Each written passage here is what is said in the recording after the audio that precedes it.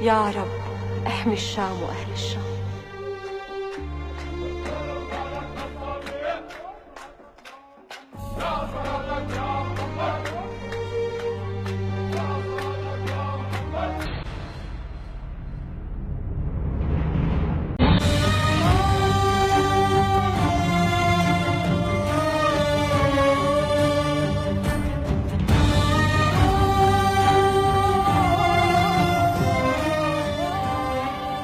الحقيقة مشاركتي كانت غنية في هذا العمل.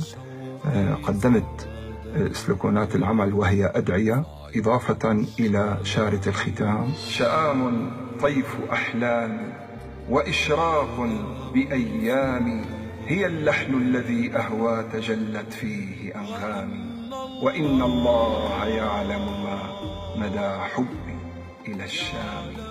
تأثرت فيها كثير بالاستوديو، والله نزلوا دموعي من كثر وأنا عم غني.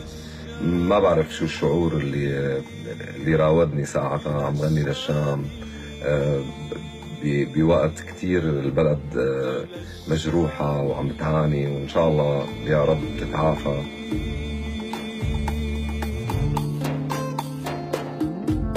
شآم طيف أحلامي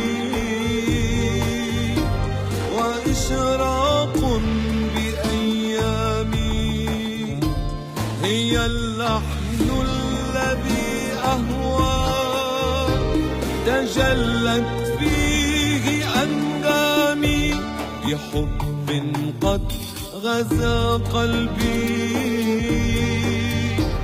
وشوقي زاد بهيامي، عجزت بما أقول بها وكم قد حرت بكلامي، وإن الله يعلم ما